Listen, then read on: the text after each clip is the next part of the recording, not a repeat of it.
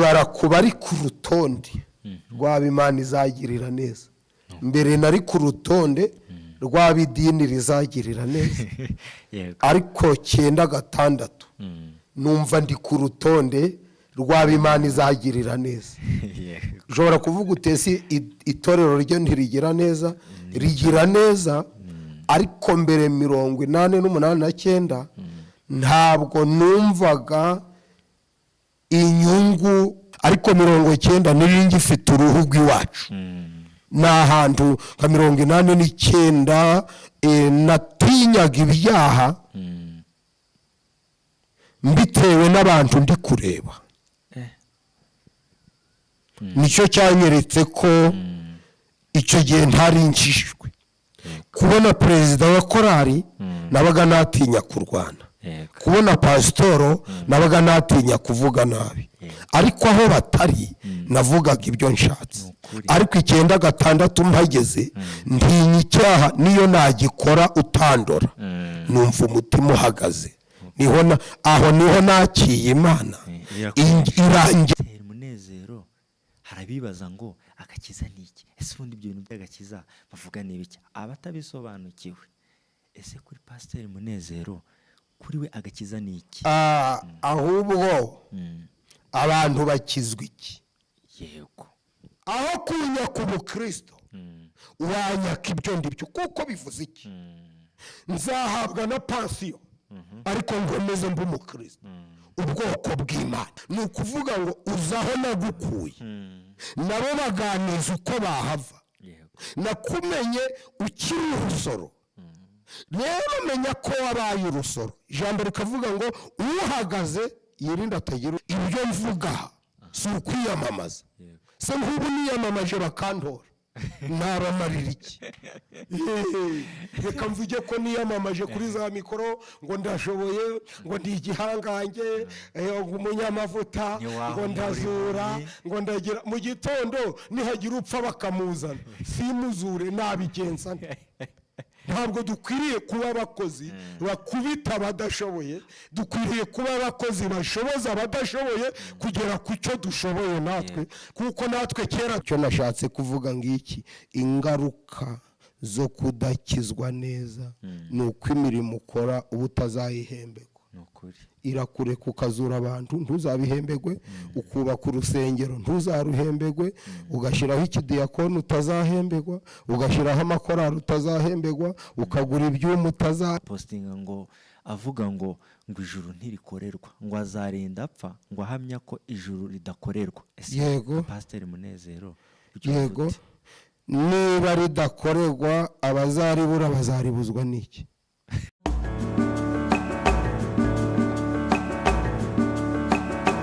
Inkuru nziza TV.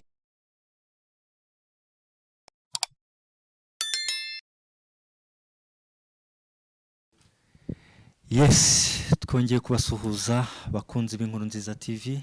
Amahoro y'Imana akomeze kubana namwe, kandi aho muherereye mwese ku mpande zose z'igihugu, muri East Africa ndetse no hanze y'igihugu cy'u Rwanda. Turabasuhuje, amahoro y'Imana akomeze kubana namwe.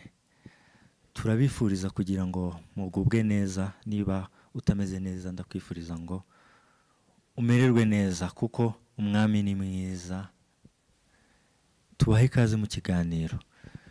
Turi kumwe n'umukozi w'Imana, benshi muramuzi cyane, yahembuye benshi cyane, twongeye kumuzana.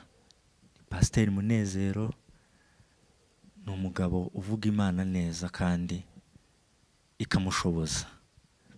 Benshi muramuzi cyane, ntabwo ari ubwa mbere agaragaye. Tuguhaye ikaze Pastor. Imana ibahereze umugisha. Tugushimiye kubw'umwanya wawe no kwitanga. Imana iguha umugisha n'ukuri. Kandi reka dutangize isengesho kugira ngo ibyo tugiye kuvugira hano Imana ibane natwe. Yes. Imana yacu turagushimye, turaguhimbaje, tugushimiye neza n'ubuntu bwawe, izina ryawe icyubahiro.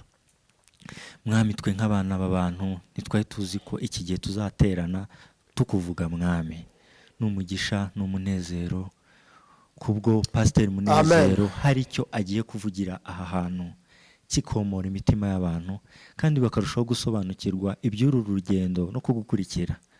Turagushimye mwami ko wadushoboje ingendo zose twakoze, ibyo twanyuzemo byose, turagushimye kandi mwami turagusabye kugira ngo uze ubane natwe ibyo tugiye kuvugira aha hantu ntaba ari twebwe ahubwo aba ari wowe mwami. Reka izina ryawe ntabe ari Munezero wamamara, ahubwo izina ryawe rirusheho kwamamara. Reka avuge avugishijwe nawe, reka akore akoreshejwe nawe mwami.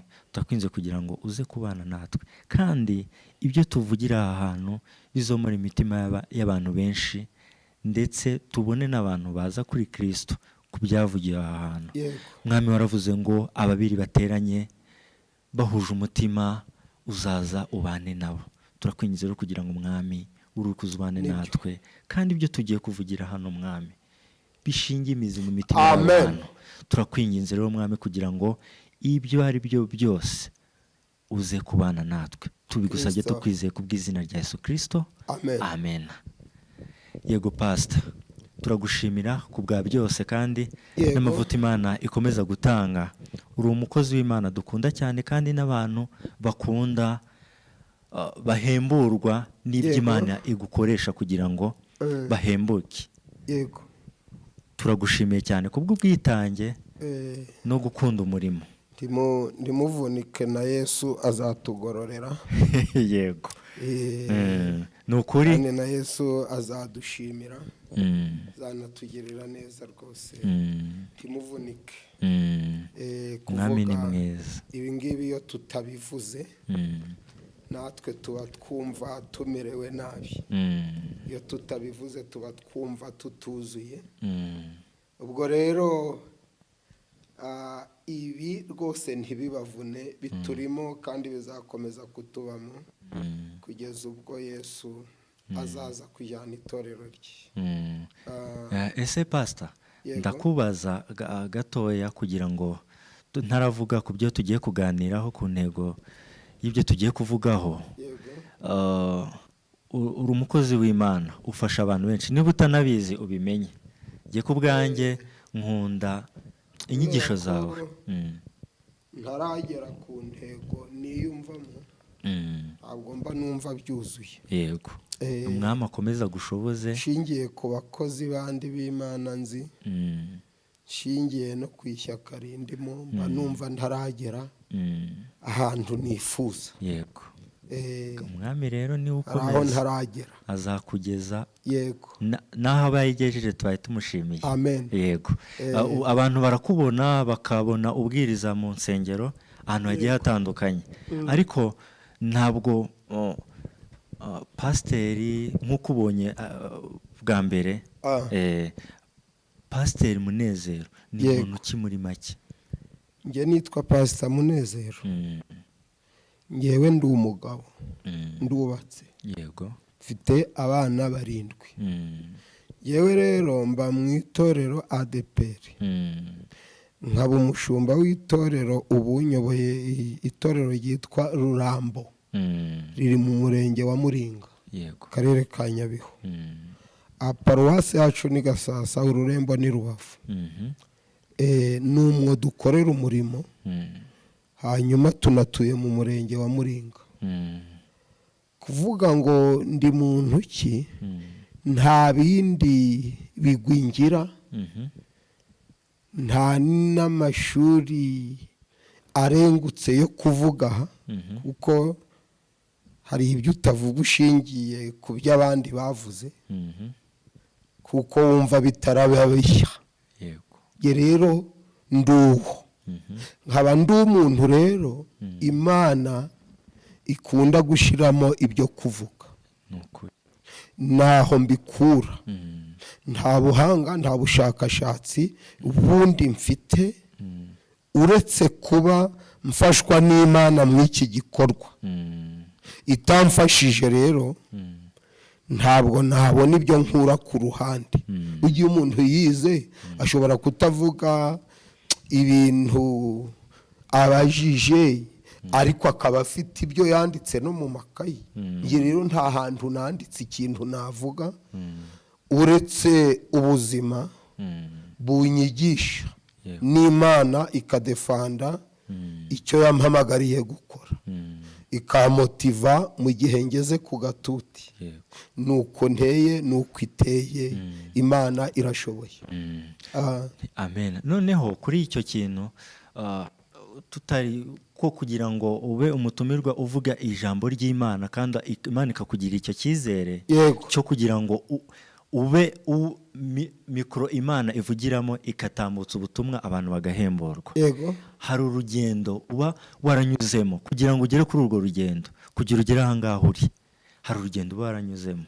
Ese pastor yakijijwe ryari? Pastor amaze imyaka ingahe muri urugendo rw'agakiza? Ntabwo mfite uburambe mu gakiza, kandi ntabwo mfite ibihugu byinshi navuzemo ubutumwa, sinamfite amadini menshi nashinze. njye nduwo urumva turi kuvuga ijambo ry'Imana.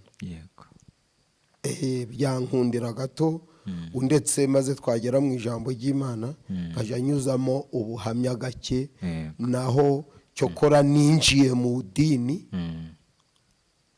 rya ADPR 88 89, ariko 95 na 5 na 6 na 7 numva ninjiye mu itorero ry'Imana no mu gakiza.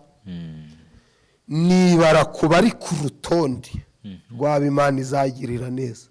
mbere nari ku rutonde rw'abidini rizagirira neza, ariko 9 numva ndi ku rutonde rw'Imana izagirira neza.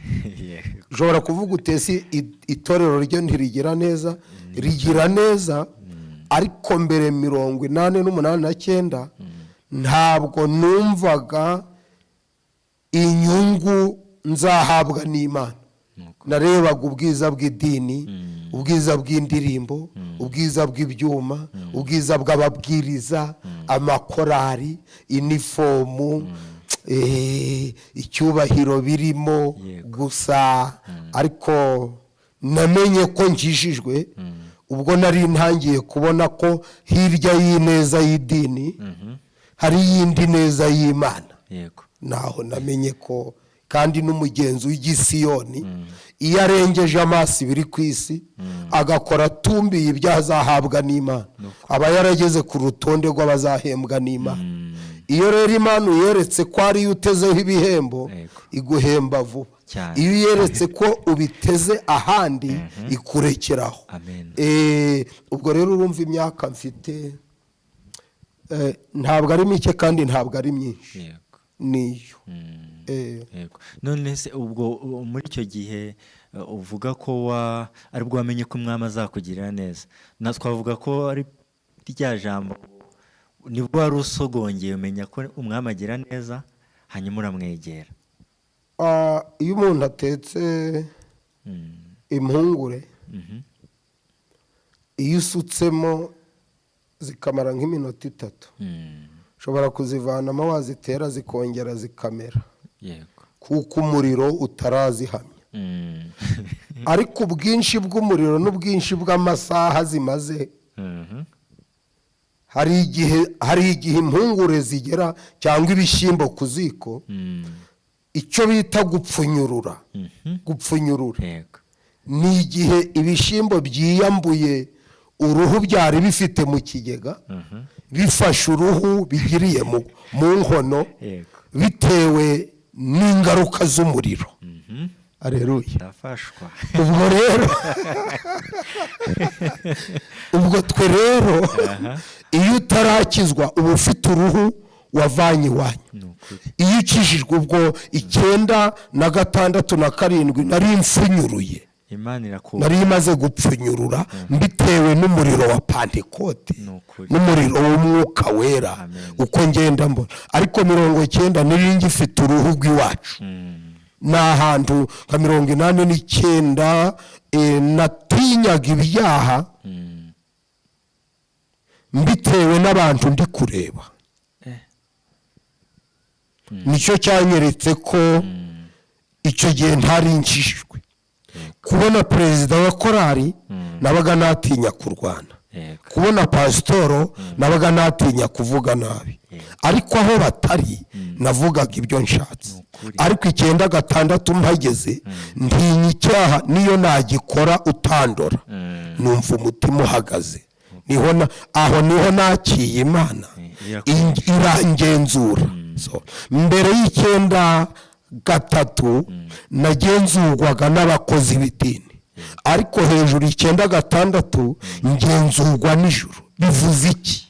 sindeba ngo uyu ntiyambonye, kuko nzi kubera hose icyarimwe. nibwo natangiye gutinya icyaha mbitewe n'igitinyiro cy'Imana. ariko 90 natinyaga icyaha mbitewe n'igitinyiro cy'idini. urumva biratandukanye rero. kandi no mu iyi si hari abatinya icyaha kubera idini, ariko hari n'aho ugera niyo waba uri wenyine mu kumba ka wenyine watekereza nabi ukarira bitewe n'uzi ko iyo ukorera ikubonye. iyo nabonaga batambonye rero abashinzwe idini navugaga ngo ntacyo kibaye, nabisengeragaho. ariko 96 kugeza ubu bambona batambona, icyo nkoze kintera ubwoba. sinshaka ibimenyetso bimbwira ko naba nagikoze. njye ubwanjye nibera ikimenyetso, cyane ko ndi umutambyi, nkitambirira igitambo gikuraho icyaha nakoze, ntarindi abanshinja. urabona wavuze ngo umaze gusangwa, maze guhura n'umuriro wa Pantekote narapfunyuruye. none hari abantu benshi bavuga umwuka wera, ariko ntibasobanukirwe icyo ari cyo. kuri Pasiteri Munezero, umuntu utazi umwuka wera wamusobanurira ngo umwuka wera ni iki? turamutse dusomye Abaroma 8:26 ijambo riravuga ngo uko niko umwuka adufasha mu ntege nke zacu, kuko tutazi uko dukwiriye gusenga. urumva uko niko umwuka adufasha mu ntege nke zacu, kuko tutazi uko dukwiriye gusenga. ariko umwuka ubwe niwe udusabira aniha iminiho itavugwa. kandi irondora imitima izi iby'umwuka atekereza, kuko umwuka asabira abera nk'uko Imana ishaka. kandi tuzi ko kubakunda Imana byose bifatanyiriza hamwe kutuzanira. icyo nshatse kuvuga ni akamaro k'umwuka. umwuka afite umumaro mwinshi, ariko aha akamaro tuvuze ni ukudufasha mu ntege nke. urabona ukijijwe uzakenera umwuka, kuko isi ifite abanyantege nke. buriya abantu ni abanyantege nke, buriya umuntu ni umunyantege nke 80% umuntu ni umunyantege nke. buri iyo urebye nka Aburahamu yabaye umunyantege nke kugeza ubwo aguranye umugore w'ibiryo.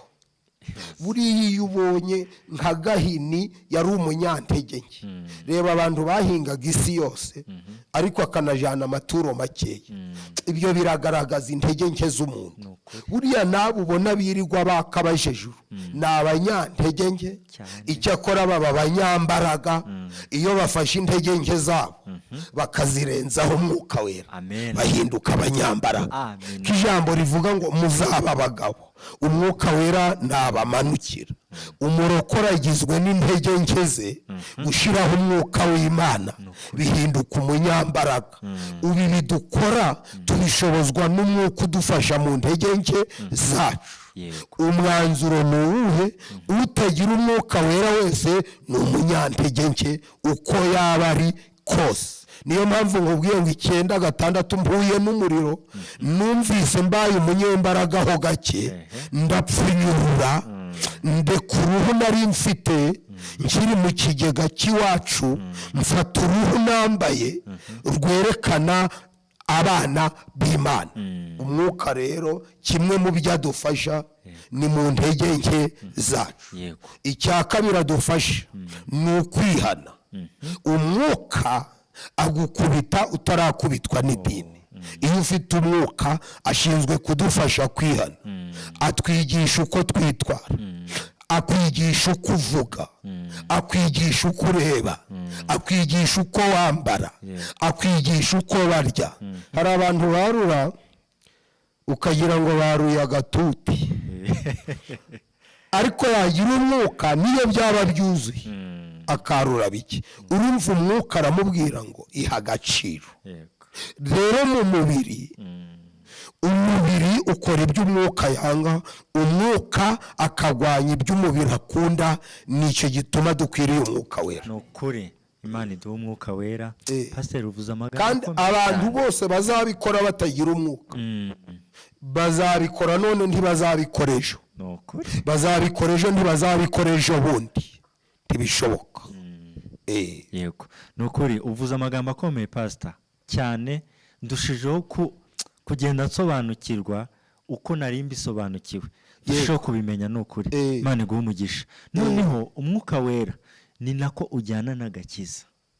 Yego, kuri Pastor Munezero yakiye agakiza imyaka myinshi. Pastor Munezero harabibaza ngo agakiza ni iki? Ese ubundi ibyo bintu by'agakiza bavuga ni ibiki? Abatabisobanukiwe. Ese kuri Pastor Munezero, kuri we agakiza ni iki? Ahubwo abantu bakizwa iki? Yego, umuntu akizwa iki? Iyo tugeze hano mu iki gitabo cy'Abaroma 8:31, yego, none ubwo bimeze bityo tuvuga iki? Ubwo Imana iri mu ruhande rwacu, umubisha wacu ninde? Nawe. Urahumva? Aka kantu urimo urakumva? Karanyinjiye. Amina.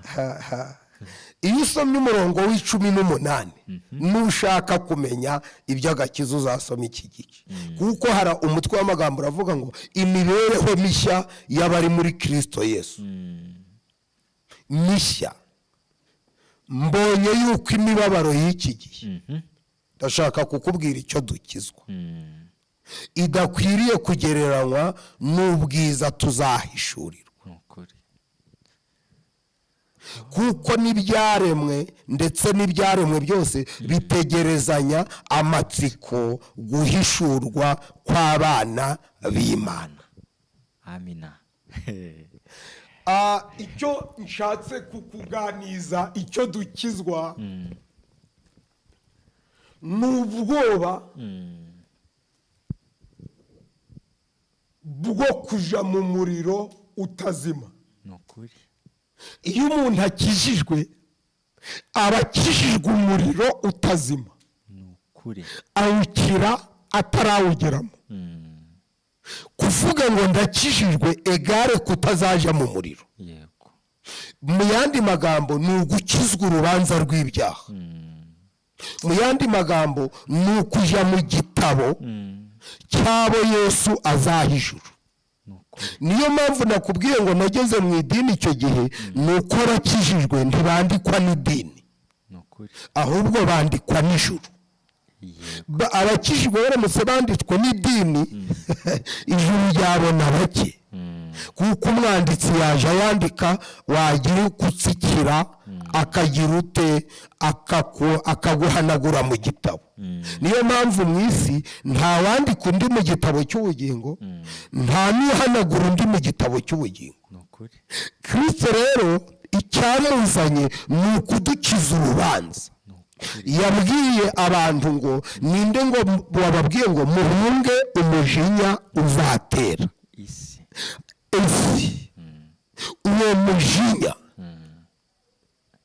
Uwo mujinya ntabwo ari uri ku isi, ahubwo ni umujinya ubikiwe abadakizwa. Gukizwa rero dukizwa umujinya ubikiwe abanze gukizwa, ngo abanga Imana ntibayisenge bazapfa bere kwibukwa. Umuntu akizwa iki?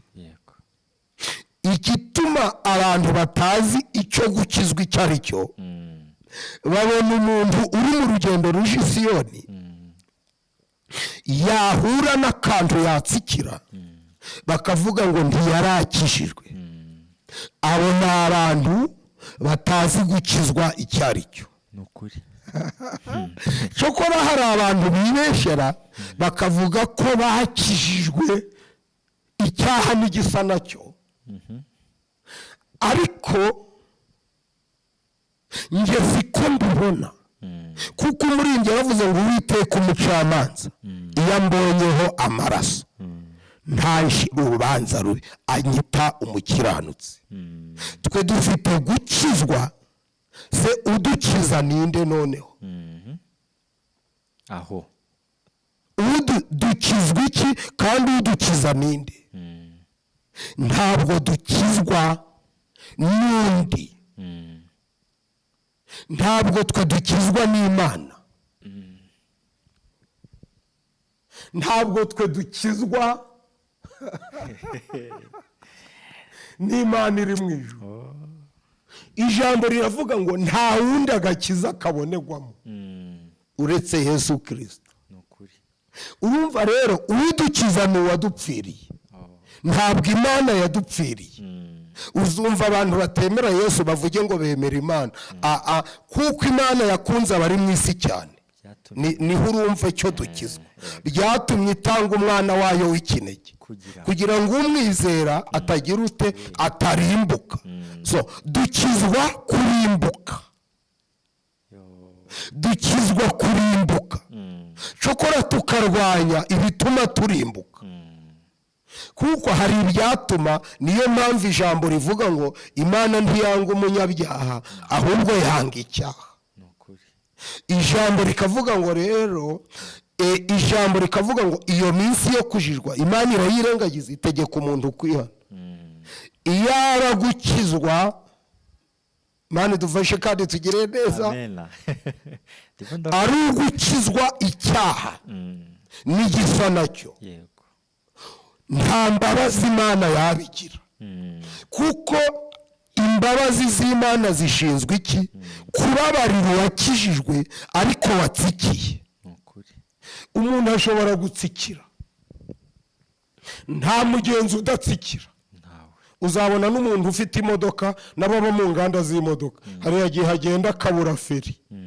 Ubu hari igihe umuntu akizwa ariko yagenda mu nzira akababuza feri, yabura feri rero akabagonza abantu. Kugonga abantu bivuze ko mbura feri nkaba ndagututse. Iyo mbuze feri rero nsubira mu ruganda rwanshunguye nkarubwira ngo nabuze feri ngonga umuntu. Bakavuga ngo rero uwadukijije rero afite pièce de rechange zacu. Imibereho myiza y'abari muri Kristo Yesu. Umwami Yesu afite udupiyese aduteraho iyo abonye utwo yaduteyeho twacuye.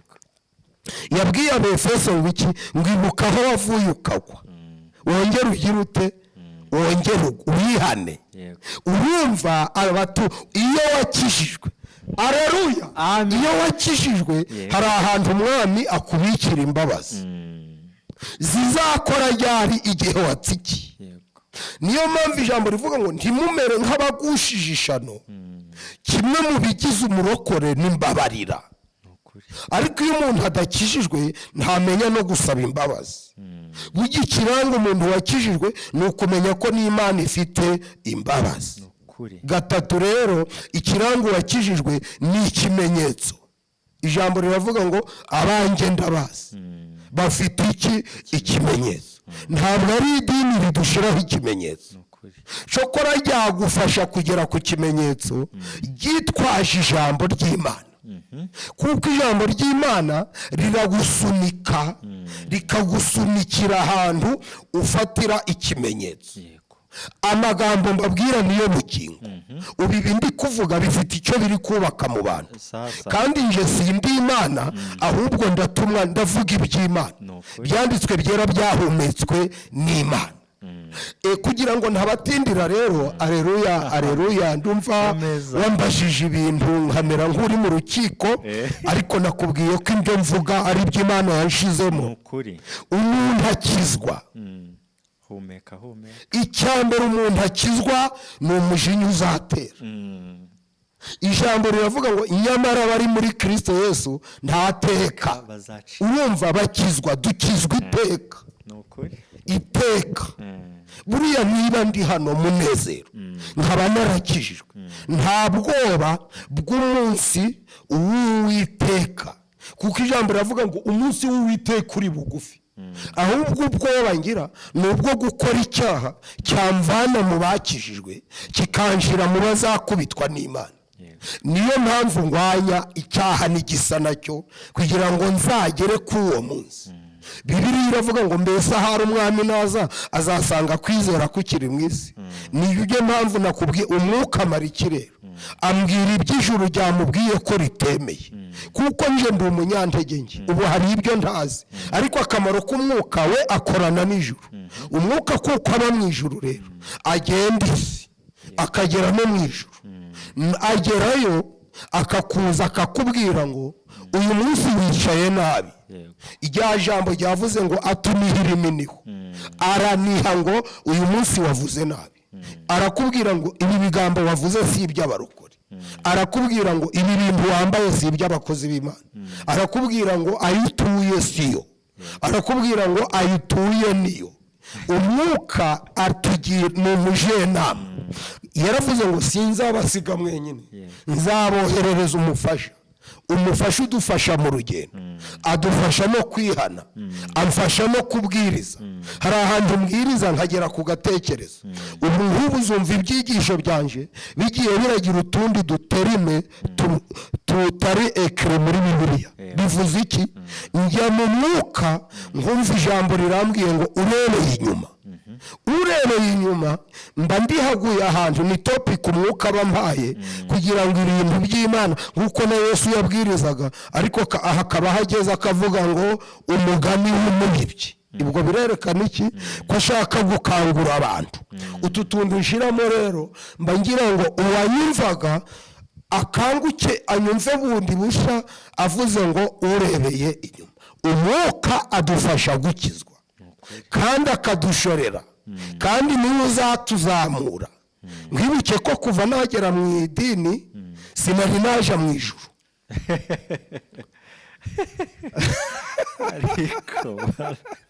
ariko nukuri ntabwo ndajayo. Amakuru yabwirwa n'umwuka. Ikimbwira ko ijuru rinzi. Ngewe mfite ibintu nka 5. Nuko hari izindi nzira abandi banyuragamo ngo babikire, ariko nje nyura inzira yo gusenga no kwinginga umwami ngo ankize. Mbonye bikozwe ntanyuze inzira abandi banyuramo. Ndaguha nk'urugero, niba mvunitse ukuguru abandi bakashiraho ubwungo, nje nkavuga ngo mu izina rya Yesu nkorera uku kuguru gukire, kugahita gukira. Bizanyereka ko ndi connecte mu ijuru, kuko abandi bakira hari ibinini, ariko nje nkaba nkize nta kinini kihagiye. Simvuga ko ntakoresha ibinini, ariko hari igihe ngerageza ijuru ngo ndebe ko rinzi, naribwa nko mu nda nkirambikaho ikiganza nti mwami Imana, niba ndi umuntu w'Imana, iki kiganza kingize nanje kugira ngo ntazagira ubwoba bwo kukirambika ku bandi. Urumva niheraho. Iyo nkirambitseho ngakira, aleluya, bintera gutinyuka kugishira abandi ku bandi, kuko nakishizeho ndakira.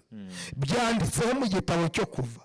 Imana yabwiye Mose ngo ishira ikiganza mu gituza, gihinduka arongera ati kikozeho kujya ibibembe bije bikongera bikahava byamwerekaga Mose ngo n'ibindi uzagera mu nzira uzabitinyuke dore ngo uhereyeho biremera. Aleluya. Iyo uri umukozi w'Imana rero wiheraho uratesitinga ukiheraho ukavuga utari ko mwana ngiye gusenga ukiyegizamina ukikoreraho ibizamini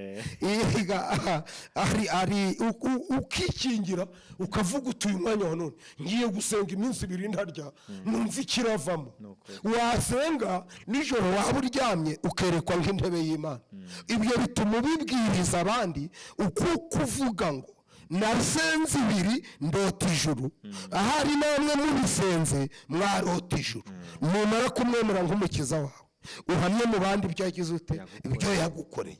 Rero igituma mvuga agakiza nkavuga ko dukizwa urubanza rw'ibyaha nuko mbasha no kwisenyera nkumva nkiza icyaha n'igisa nacyo, nuko mbasha kwihagurutsa nje nagututse nkaza nkakubwira ngo umwuka yambujije amahoro nagututse, ndetse aho ngeze ubu ibyo nkubwira ni ukuri ngeze mu buryo n'uwandutse njya nsaba imbaraga zo kumusanga nkamubwira ngo nubwo wandutse sinshaka kubana nawe mu buzima butukana, ngenda kubabariye nubwo wandutse nkamutera kuntinyuka. Kristo wera abahereza umugisha. Ikindi umuntu akira na karande. Urabona umuntu avukana umwuka w'iwabo, nta muntu n'umwe utavukana umwuka w'iwabo kereka adafite, kuko twarabyawe weho wabyawe n'abagesera. Uri umugesera rero de toute façon bizagukurikira, ni hahandi ubugesera buzagukurikira kugeza aho uzagera ukandukurwa mu bagesera ukandikwa mu bana b'Imana. Ubwo ntuzaba ucyubatse ku bagesera. Ni iki kikubwira rero ko wavuye mu bwoko bwanyu? Nuko uha agaciro kuba uw'Imana kurusha uko uha agaciro kuba umugeserakazi. Mama ni umugeserakazi, data ni umuramba, ni umwungura. Iyo nageze ahantu mvuga ngo kuba umwana w'Imana bindutira kuba umugesera, bindutira no kuba umuramba, ndetse ikikubwira ko wabiretse si ukubivuga ahubwo ni uburyohe, ni gu yo kuba umwana w'Imana ikaruta gu yo kuba umugesera. Gu yo kuba umwana w'Imana ikaruta gu yo kuba umuramba n'umwungura. Kwizera niko kwatumye Mose ubwo yari amaze gukura. Aleluya, aleluya, aleluya, aleluya. Aka kantu ndagasubiyemo naba aka kantu ndagasubiyemo naba mbaciye. Ntabwo kure ku bwoko uvukamo ari ukuvuga ngo naraburetse, ahubwo ni uburyohe utakaza, uburyohe bwo kuba umugesera bugatakara, apeti gatakara, noneho ukakira uburyohe bwo kuba umwana w'Imana. Aravuga ngo bakundwa ubu turi abana b'Imana, uko tuzasa ndikurerekanwa, ariko niyerekanwa tuzasa nawe. Urumva uyu muntu Mose yari mu Egiputa. Kwizera niko kwatumye Mose yanga kwitwa umuhungu w'umukobwa wa Farawo. Urumva yanze ubwoko, aranze pe, kandi baramureze bamugirira neza. Ibyo kwa Farawo ntibyamuryohera, aryoherwa no kwitwa umwana w'Imana zirigira, kabone nubwo baba bari kubumba amatafari. Ushobora kuba utabyumvisha neza icyo umuntu akiza. Akizwa ubwoko bw'iwabo.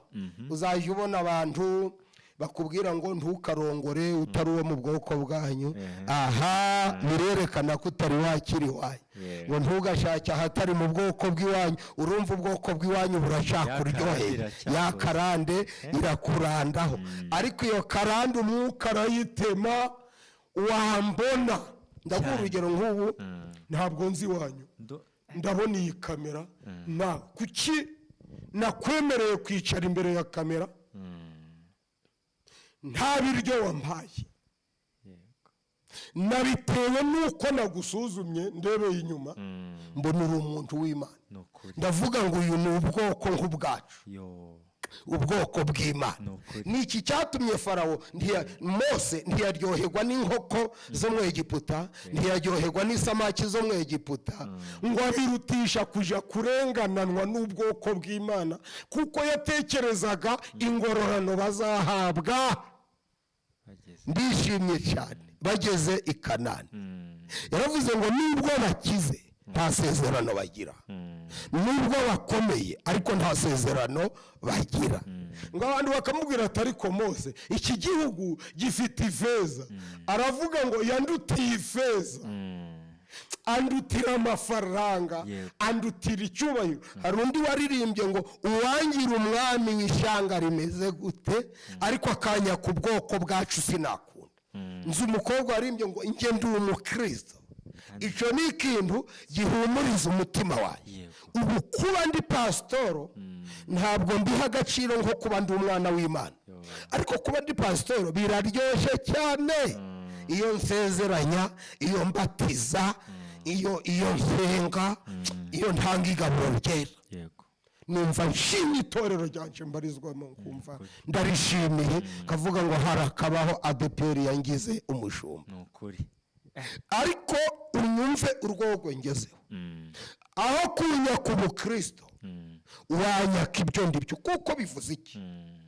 Nzahabwa na pansiyo ariko ngomeze mbe umukristo, ubwoko bw'Imana.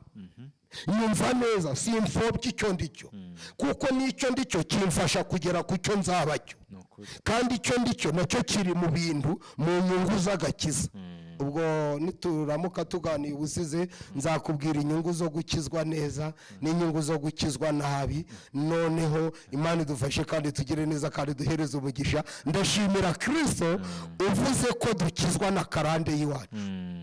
Ikigereranyo cyo gukizwa kiri mu Itangiriro 12. Aleluya, amen. Aburahamu va mu gihugu cyayo, numvisha icyo bita gukizwa. Nta cyubatse ku gihugu cyabo, yubatse ku gihugu cy'i Kanani. Siga inzu ya so. Nta cyubatse ku nzu ya se, yubatse ku itorero ry'Imana. Ija mu gihugu nzakwereka. Nta cyubatse ku byo abona, yubatse ku bitaboneka. Nzaguhindura umugisha. Nta cyubatse ku migisha y'iwabo, yubatse ku mugisha Imana izamuha. Nzaguhindura ubwoko bukomeye. Nta cyubatse ku bwoko bwabo bukomeye, yubatse ku gukomera kw'Imana. Uzakuvuma nzamuvuma. Nta cyubatse ku butware afite, yubatse ku butware Imana imuhaye. Imana ikumpera umugisha. Ahaguruka atazi yayo. Niyo mpamvu nanjye nkubwiye ngo 8 nahagurutse, ariko sinarinzi iyonjya. Iyonjya rero nahamenye 9/6, ariko imyaka yo hasi nahagurutse ntazi iyonjya, mfa kugenda gusa mvunagira. Ariko uwampamagaye yarazi iyanjyanye, yanyeretse iyanjyanye rero 9/6 ndahahishurirwa. Ubu nicyo mpamvu ubona nseka. Ubu sindimo nsekeshwa na kamera, ndimo ndasekeshwa n'ubwiza tuzahawe. Ndimo ndasekeshwa no kuzabona nicaranye n'abera. Ndimo ndamaranira kuzicarana n'abakuru n'ibizima nkareba abera. None se pastor, yego, tuvuze kugukizwa n'urwo rugendo n'icyo umuntu akizwa. Yego. None nk'iyo umuntu iyo wumvishe nk'abantu bavuga ngo bamwe kumva baravuze ngo ariko iryo juru mukorera ubundi muri siri ko ribaho. Aha, bajya baba bavuze ukuri. Kuko umwami ntiyari yabereka ko ririho. Kandi ntukabarenganye. Umuntu nakubwira ngo nje ndahamya ko ijuru ridahari, avuze ukuri. None se ahamya ibyo atabonye? Nje wabibonye n'ijuru bihamye. Stefano yavuze ngo iki, ngo mbonye ijuru rigize ute rikingu, mbona Imana, mbona n'umwana w'intama w'Imana ahagaze. Ubura rero ariko ibyo yabonaga abari kumwica ntabyo babona, kuko batabibonaga. Rero Imana ishimwe cyane, amen. Imana bampera umugisha. Ibyo birihe? buri mu gitabo cyiza ngira ngo ni icy'abami. Ni abantu babiri babanaga, umwe ni Gehazi undi ni Elisa. Elisa yari afite amaso areba ingabo zo mu ijuru, Gehazi yari afite amaso areba ingabo zo mu isi. Eske wakubita agahini? Ntabwo tubereyeho gukubita. Ari umugani bacaga ngo ukize ububwa abukubitira ubusigaranye. Ntabwo rero twe tubereyeho gukubita abasigaranye indwara twakize, ahubwo tubereyeho kubasengera ngo bakire izo twari turwaye. Nta reba edage. Kristo wari icyo adutegeka, icyo aduhera umwuka, ni ukuvuga ngo uzaho nagukuye, nabo baganiza uko bahava. Nakumenye ukiri urusoro, rero menya ko wabaye urusoro. Ijambo rikavuga ngo uhagaze yirinda atagira ute atagwa. Niyo mpamvu mwigisha ryanjye ntuzumva hari umukozi n'umwe ntukiye kuri mikoro. Iyo wigishije nabi bimbera isomo, kavuga ngo ninde utanga bizagenda nkagusengera. Nzarinda ntaha mu gihugu cy'Isiyoni. Utumvisha umuvugabo ashaka bimenye biramureba, ashaka yobe biramureba. Kuza kuvuga rero ngo Imana imuciye kabiri, mba meze nka Yona. Yona yaciriyeho iteka abantu, iramubwira ngo rero umva nkubwira, burya wavuyeyo mbaha imbabazi. Rero icyo dushinzwe si ugukubita abanyabyaha, ahubwo ni ukubarangira inzira ibavana mu cyaha ibashyira mu bugingo. Ibyo mvuga si ukwiyamamaza. Se nk'ubu niyamamaje bakantora nabamarira iki? Reka mvuge ko niyamamaje kuri za mikoro ngo ndashoboye, ngo ndi igihangange, umunyamavuta, ngo ndazura, ngo ndagira. Mu gitondo nihagira upfa bakamuzana simuzure nabigenza. Ntabwo dukwiriye kuba abakozi bakubita abadashoboye, dukwiriye kuba abakozi bashoboza abadashoboye kugera ku cyo dushoboye natwe, kuko natwe kera twari nkabo. Mbira ugushoboza, ushoboza ni mwuka, nanjye mbarangira umwuka. Yisha ababi yamaze abeza. Ujya nk'uwari gukubita Sawuli, nicyo nshimira Yesu. Ahuye na Sawuli, kandi Sawuli agiye kwica abasenga, ntabwo yahise amwica. Yaravuze ngo reka ngukize, amuha agakiza. Ndashimira Imana.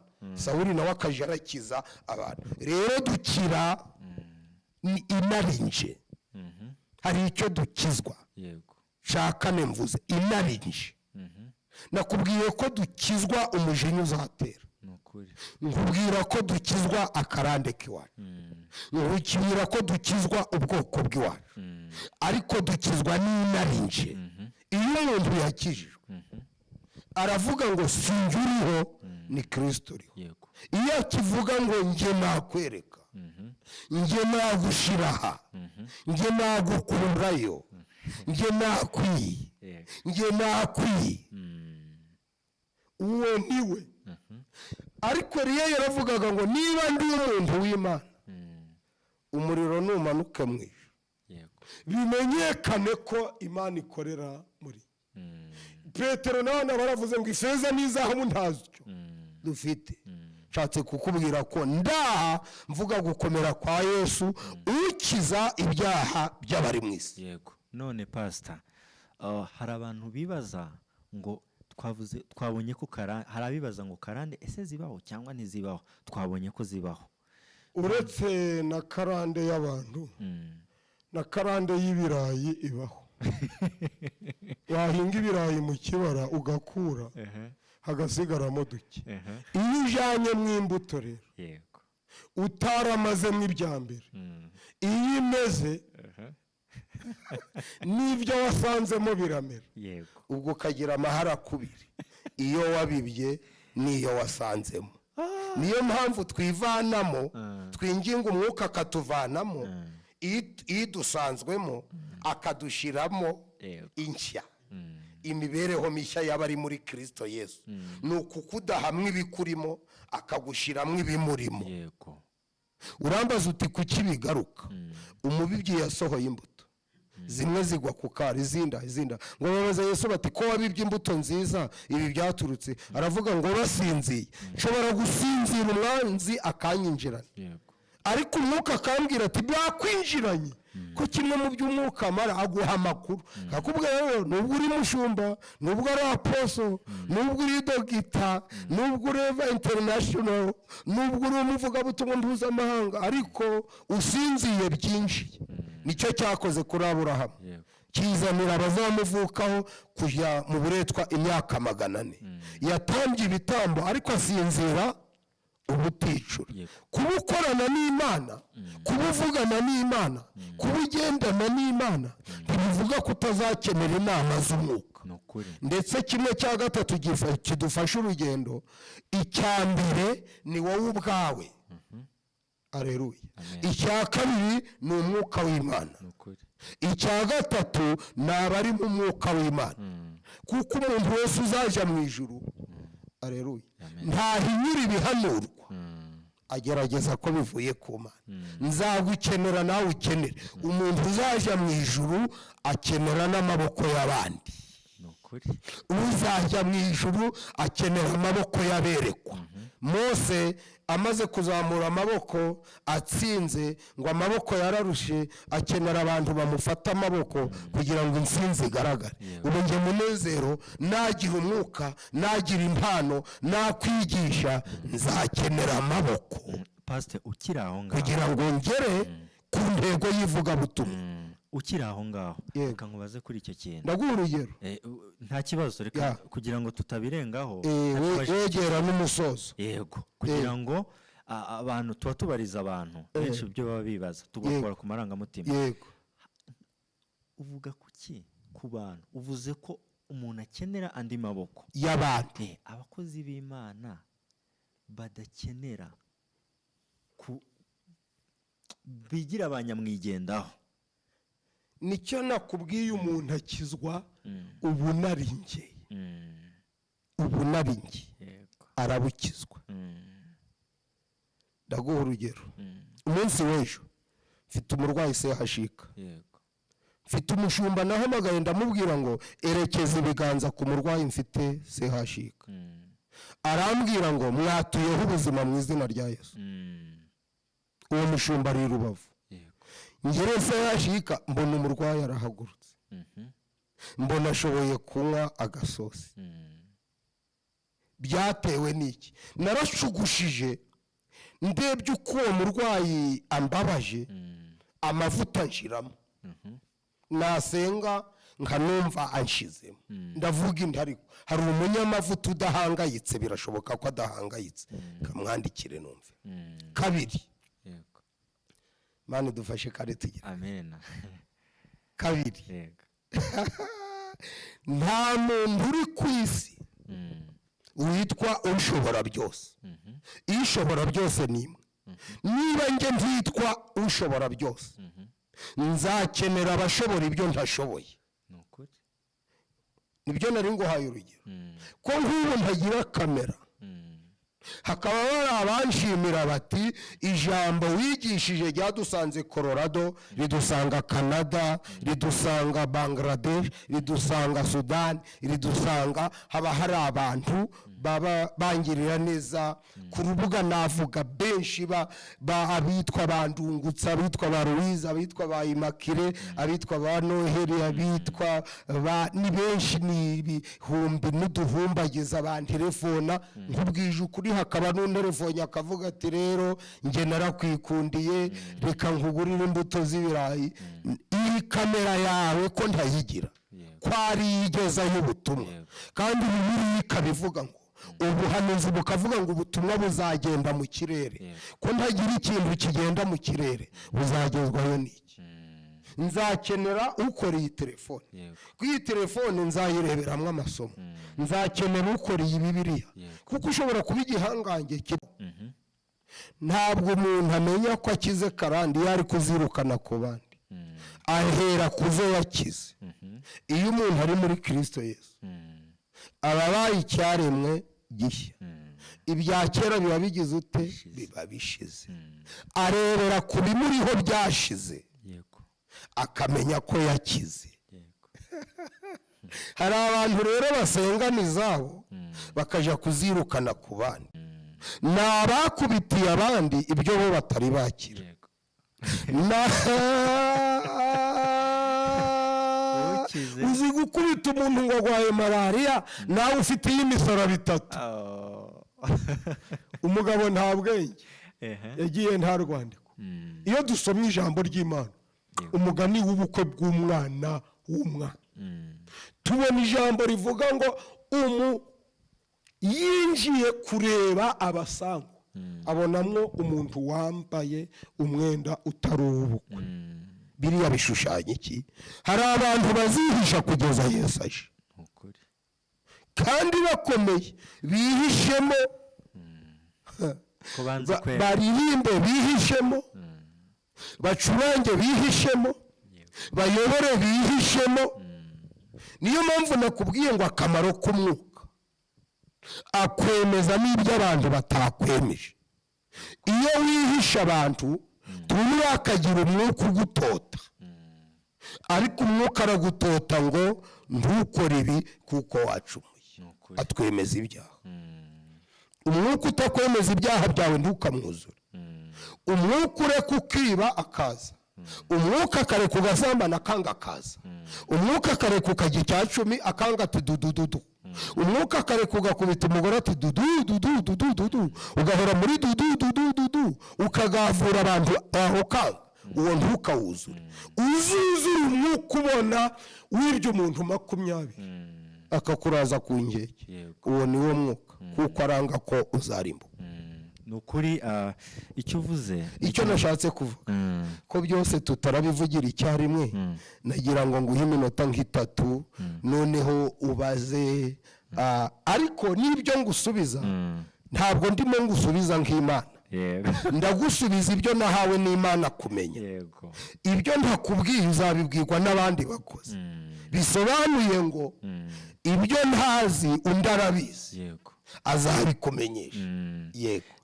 Icyo uvuze, kuko karande ni ikintu gikomeye cyane, kandi buri wese aba yaranyuze kugira ngo agere ahari, aba yarakoze amafuti, aba yaragize iki, ariko kubera wa mwuka wera na kwa gukora kw'Imana n'umugambi gufitemo, agenda gusobanura icyo agushakaho, ubundi ukamwegera akakugirira neza, akaguhindura ukaba icyaremwe gishya. Icyo nkubwira, umwuka wera ntashobora guturana n'umwuka wa karande cyane, abanza kwirukana karande. Ntibyabana mu nzu imwe, nk'uko umucyo n'umwijima bita. Yesu ni umucyo.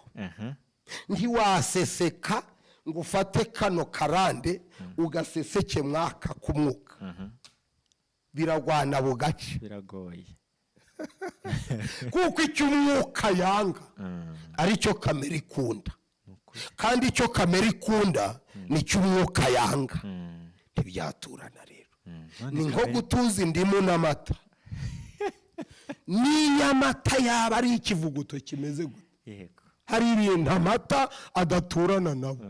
Nkuko ushira indimu mu kafanta ntiwashira indimu mu mata. Amazi yakorana n'indimu, ariko amata warisha umukati, ariko iyi ndimu igeze immediate amata arapfa. Ushake uwe bayakamye ku nka nziza. Uko niko uko waba umurokore uko ariko kose, iyo icyaha kinjiye mu mwuka ukurimo urapfa cyane, urapfa. Uko gukizwa ni byiza, yego, ariko tukavuga ko no gukizwa no kudakizwa ari bibi. Ese ni izihe ngaruka birantangaje? Ingaruka ya mbere mbi yo kudakizwa, ntabwo uba ubikiye ubugingo buzaza, uba umeze nk'ihene, kuko nyuma y'urupfu ihene ntizazuka. Ingaruka ya kabiri yo kudakizwa, ubu uzakangukira gutwikwa iteka. Ongeraho gukizwa neza. Ingaruka zo njye ntabwo ari uko ndavuga. Gukizwa neza ni terime y'urusengero. Mu ijuru baravuga ngo ubwo udakonje ntubire ngiye kukuruka. ariko niko kuri. Mu ijuru habayo gukizwa, hakabayo no kudakizwa. Mu isi rero kubera ko abantu baba bashaka abayoboke, bafata n'udakijijwe neza. Yego. Udakijijwe neza bivuga ngo iki? Nutukana gake, bizwi, ntabikabirize, uko anari aragerageza. Aho wambaza utenu abakijijwe bo ntibacumura. Nakubwiye ko iyo umuntu akijijwe niwe wa mbere gutuka icyaha yaguyemo. Yego. Kiranga umuntu ukijijwe ntabwo abandi batuka ikosa yakoze, ubwa mbere ararituka. Uwacu yaravuze ngo ngushije ishano kuko mbonye Imana mfite iminwa igize ute yanduye. Yesaya ndagukunda. Yesaya ndagukunze cyane. Yesaya, aleluya. Yesaya ndagukunda. Reba umuntu uvuga ngo nubwo nabonekewe mfite iminwa yanduye. Ariko abubu iyo yeretswe ikintu kigasohora ntabwo areba ko iminwa ye yanduye. Ndashimira Kristo. Urambaza ngo ingaruka ngo zo gukizwa neza, zo gukizwa ni izihe? Ibyiza byo gukizwa bavuga ngo birondore. yo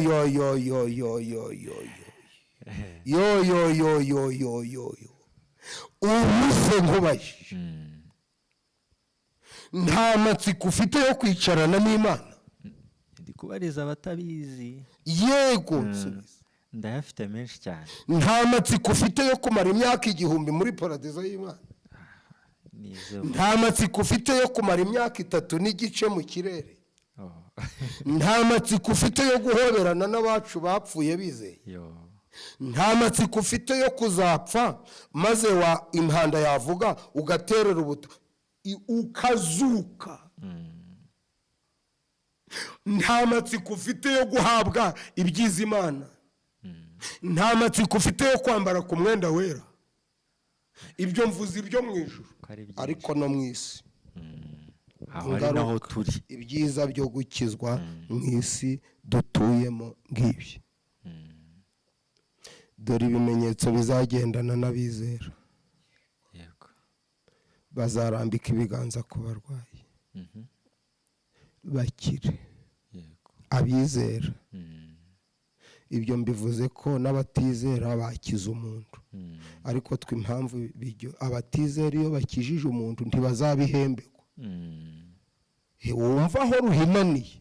Impamvu yo gukizwa nabi, imirimo yose wakoze izasha. Imana izakureka uzura abantu kandi utazabihemberwa. Yabiduhayemo urugero kuri Abeli na Gahini. Gahini amaturo yajanye ntiyayahembewe kandi yaratuye.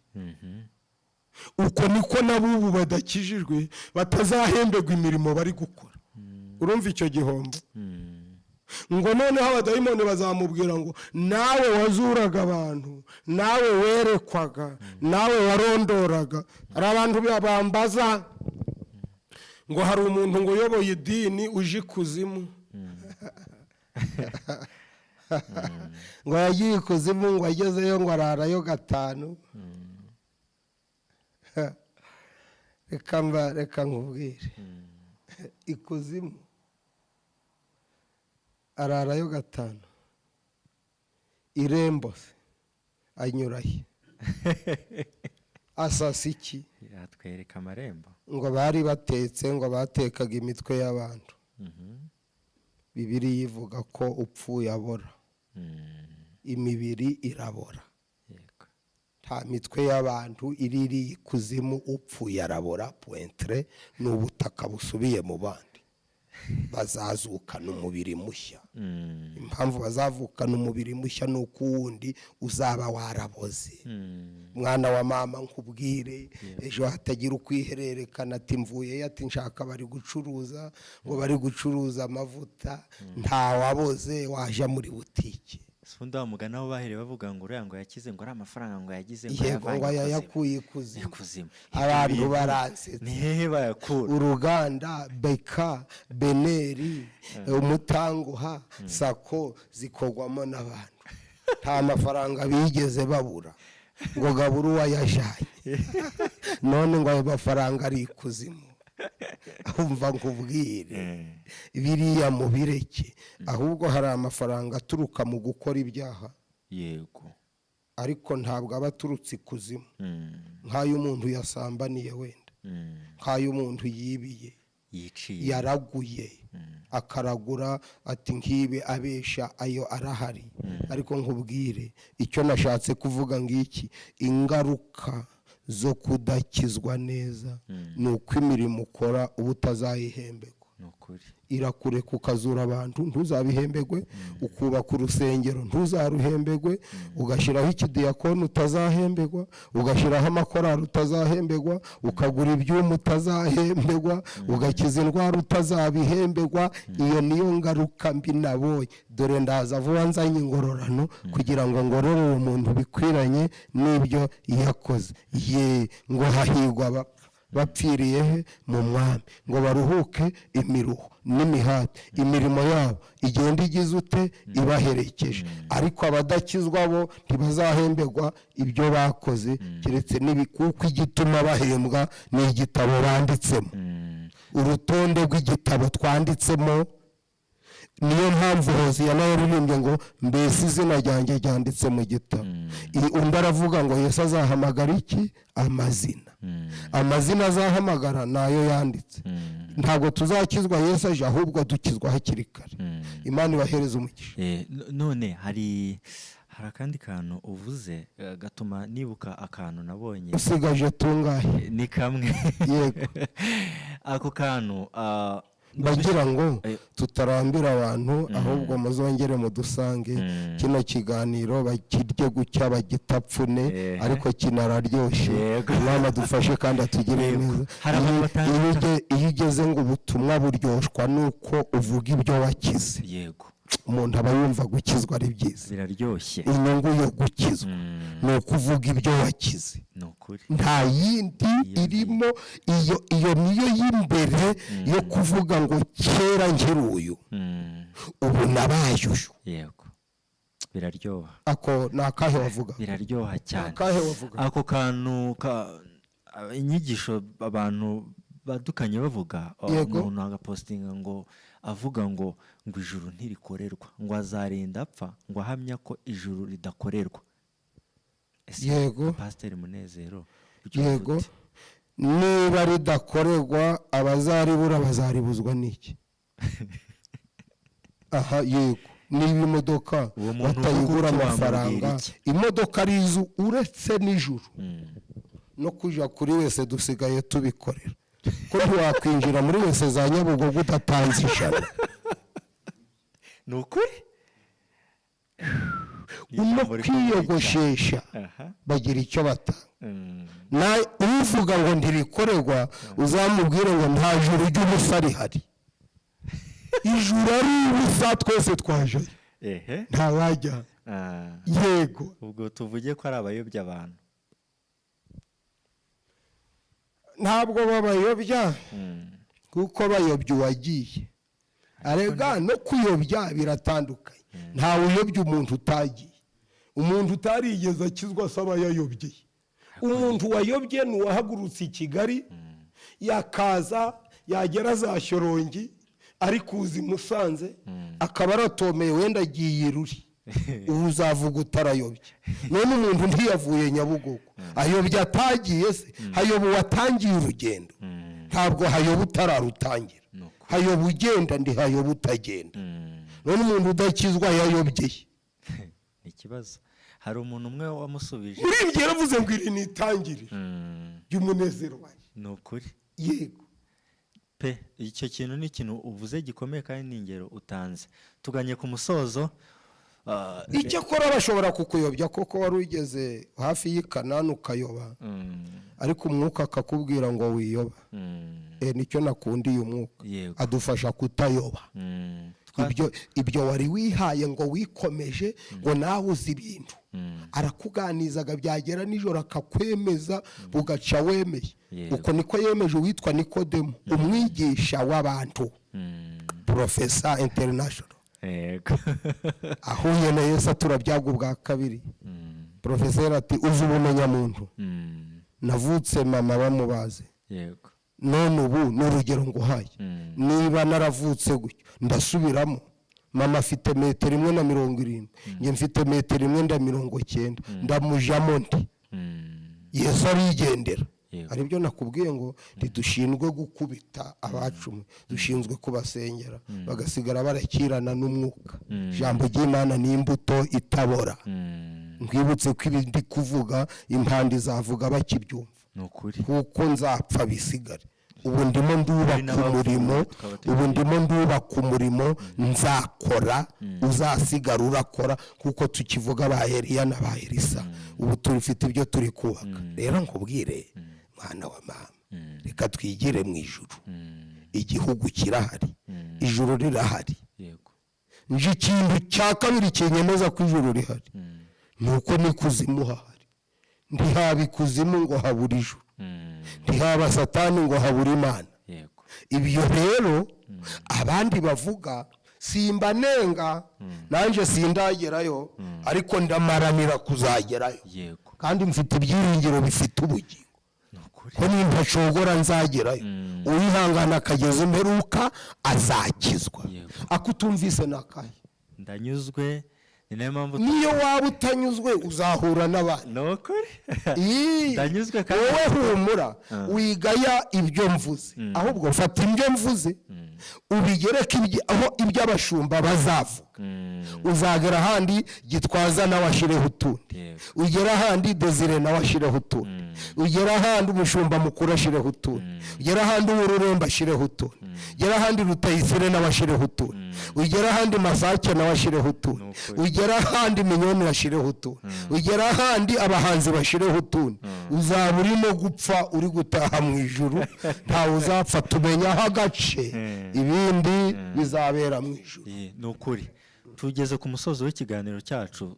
Turashimira abakurikiranye iki kiganiro. Ngendo Pastor, ni ukuri Imana iguha umugisha, tuzagikomeza. Yego, kandi ni ukuri ndafashijwe, hari ibyo nungutse, kandi nizeye ko n'abadukurikiye hari ibyo bungutse. Hari urwego bavuyeho bajya ku rundi.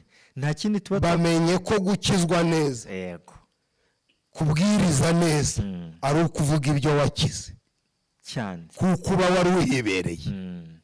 Icya kabiri bamenye ko gukira amoko ari ukunyurwa n'ubwoko wabaye bwo bw'Imana, ukaburutisha ubw'iwanyu. Hari icya gatatu bamenye ko isi yose ari abajyantege nke, ko umwuka dufasha mu rugendo. Hari icya kane bamenye ko dukira umujinya uzatera. Hari icya gatanu bamenye ko umukozi akenera undi. Hari icya gatandatu mbega ni byinshi cyane bazatujuru rikore niko rikora. Kandi bamenye agakiza akariko, bamenye umwuka wera barawusogongeye. Basogongeyeho. Numva rero twasenga ngo Imana irakore ku maso. Dufuza ko twaganye ku musozo. Ndashaka kugira ngo tugushimire kubw'umwanya wawe.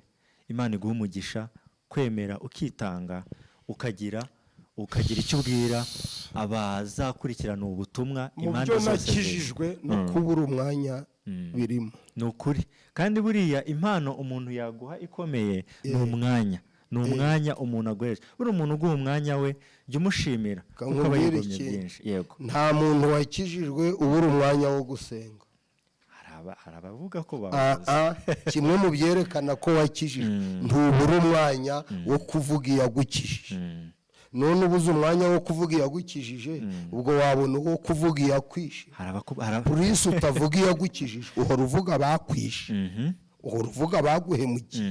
niyo mpamvu twebwe iyo ubura umwanya wo gusenga, ukabura umwanya wo kubwiriza, ukabura umwanya wo guhanura, ukabura umwanya wa nibature, ukabura umwanya wo kuvuga Yesu, yego, egare ko ubona umwanya wo kuvuga ibindi. Iprisi utazavuga Yesu, uzavuga ibindi. Yego. Ibintu ni bibiri. Kadusenga Imana. ukiri aho ngaho, Yego. hari umuntu ugira navugana umugisha akabona akazi cyangwa indi mirimo yarakoreraga Imana. Yego. Wamubaza impamvu atakiboneka nk'uko yabonekaga, akavuga ko urugero nk'urugero hari nk'umuntu wenda kadufate urugero mu Rwanda, ubuzima bwa benshi wenda mubare w'abantu bari mu Rwanda bakora ubucuruzi. Imana se ikaguhamagara ngo mvugira, nyuma ikaguha akazi gatuma utayivugira, ubwo ni kuri kuvuga. Ariko umuntu ubwo yakwishimiye ikugira aposo, none iguhaye n'amavoka yo gucuruza, noneho amavoka akubuza kuyivugira, sibyo uri kuvuga. yego, ariko umuntu uba muri korari ugasanga wenda agiye gucuruza ngo nabuze umwanya. Kadusenge tugende. Yego, kadusenge tugende nk'ubwo. Abazi Imana yawe bazakomera, yamara gukomera. Pawulo yaravuze ngo nyamara ibyarinda mu yanjye nabihisemo kuba igihombo kubwo kuronka Kristo. Icyo nicyo gisubizo nguhaye. Igihe cyose uzaba ubonye ibirayi bisimbura korari wayoboraga, yego, uzamenye ko yego, ari ibirayi ari na korari, hari icyo wijanyemo. Ntabwo byose bikoze Imana, kimwe gikoze, kuko niba icyo uhawe gisimbuye umurimo w'Imana, uwani icya mbere nticyari cyo tu, icya kabiri si cyo, kuko Imana iguha akazi. Aleluya, amena, aleluya, aleluya. Ngubwire kameramani, akazi tuvuga gaturutse ku Mana nagashyira hejuru umurimo w'Imana n'impano y'Imana. Ntabwo ari akagukura mu murimo w'Imana, ahubwo nagatuma ukora umurimo w'Imana. Kuboha amahema kwa Pawulo ntibyari ukugira ngo areke ivugabutumwa, ahubwo kwari ukugira ngo arikore ataremereye abandi. None wowe ubonye akazi, kuririmba urabireka, gucuranga urabireka. Nabonye akazi gakomeye simba nkiboneka. Bazimana cyokora icyo nkwemerera, komeza akazi. Ushobora kuba utari warahamagawe, ibyo byashoboka ukaba warizanye, noneho ukagira ngo wari warahamagawe. iyo yabona ibyo warimo ntacyo bizakumarira, kavuga iti kangwihera akazi upfe warariye. Naho nta gisa no kuba umuyobozi wa korari kandi urangura no mu Bushinwa, kuko bizatuma ubazanira migiseri. nta gisa no kuba fandi ariko uraza no muri repetisiyo inyenyeri ziraha. Imana idufashe kandi nta kisa no kuba pasitori wejeje n'ibirayi. Ibirayi wejeje ukabigaburira biyoboye. nta gisa no kuba pasitori ufite hoteli. Utigute uzagusura uzamuhamo fanda itagatifuza abantu. Niba wabatirishije ubureme ikezi bizanira abantu, kandi iyo hoteli izazamwa abakozi nabo bakizwe, izina ry'Imana rihabwa icyubahiro. Icyo nkubwira rero, nta kazi umuntu, ari abantu bavuga ngo umuntu w'Imana ntiyacuruza, ahubwo wacuruje uri mu mwuka ntiwazabi. Imana ereda de croix zema etraverba isanze Petero ku kiyaga yarobye yazibuze, naho yamubwiye ngo ngira ku murimo. Aramubwiye ati ngo ushakire isamaki urararira ubukore wabonye isamaki. Bugiye yanga akazi, yari kumubwira ngo vayo wayobye. Ndamubwiye ati reka ahubwo warobye ahatariho, kamwerekaho egare kuki kumuha akazi kazamumutiva mu byo akora. Ngusubiriremo kuki Uwiteka atabwiye Petero ngo taha utarobye, ahubwo akamurangira aho aroba. nuko nanjye andangiraho ndoba akandangiraho mpinga ariko ngahinga ntataye iby'Imana ndetse naba ndi no gutera umuti ndi mu birayi ngatera umuti mvuga ngo ubuntu bw'Imana noneho abanyuze epfo yanjye bakumva ngo butangaje n'icyuma gicira umuti n'ibirayi nakura uruseke binsetsa bakavuga ngo dore ibirayi by'umukozi w'Imana bitandukanye. Kadusenga Imana tuzagaruka. Turagushimiye cyane. Nge nitwa Pastor Munezero. Icyo nakwiseguyeho navuze ibyo nzi.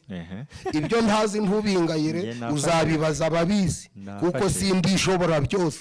Menyaho igice akandi gace kazi abo uzasanga kabo iyi kamera si yanjye niyawe uzayitunga n'abandi bafata ibimvuze bagerekeho ibindi maze utanga ubutumwa bwuzuye. Nukuri. Turagushimiye. Ubwo wowe iyi kamera buri irakijijwe? Irakijijwe. Iki ni ikinyamakuru cy'Uwiteka. Kamera idakijijwe uziyari? Ni y'umuntu udakijijwe. Yego. Cyane. Utigute. Kuko ushobora gufotora n'imyanga ndanga cyubahiro y'abantu. Bugijya ntibikijwe. Kamera y'indokore rero ifotora ibidateye isoni. Nifurije kamera yawe kuzafotora ibituma abantu bakizwa. Iyo kamera ari impagani ibifotora ibituma abantu baba bapagani. Iyo ari inkirisitu ifotora ibituma abantu baba abakirisitu. Iyo ijipo yawe ari impagani yereka abapagani ubupagani. Iyo ari inkirisitu ituma abantu batararakira ubupagani. Data wa twese uri mu ijuru ndagushimye kuri Imana kubyo tuzi ongeraho ibindi. Ndaguhamagaye kugira ngo abantu baduteze amatwi bari mu modoka bari muri resitora bari mu ndege bari mu biro bari mu mangazini bari mu nzira bagenda bari mu mirima bari mu biraro boroye aho bari kugenda hose bari mu bitaro manura imbaraga zibamenyesha agakiza icyari cyo kwari ukuryoherwa n'igihugu cy'ijuru kurusha uko umuntu yaryohewe n'isi. Ibyo bikitwa gukizwa isi umuntu akararikira ijuru. Ndagushimye ko hari icyo ukoze mu izina ryawe Yesu kandi n'abandi bafite kamere ubahe kuvuga ubutumwa bari kuvuga ibyo bakize bere kuvuga ubutumwa bw'ibyo batarakira bafasha abandi bavuga ibyo bakize. Byambaje n'izo izina ryawe Yesu urakoze. Amen. Hanyuma aderesi zanjye ni 078 uzampamagara nkabiyoberwa zihangane mbabwiye ko ntari Imana cyokora ndi umukozi w'Imana kandi sinagereka ngo mukunde munshime iya ntumye zanshima. Bibiliya iravuga ngo uzagabanya cyangwa kongera na ibikurikiyeho urabyumva. Rero ni 078 666 89 2 3 cyangwa 0788 21 20 mbifurije kwakira umwuka wera kugira ngo abasobanurire inzira y'agakiza kurusha uko nyibasobanurira. Shalom shalom. Amina.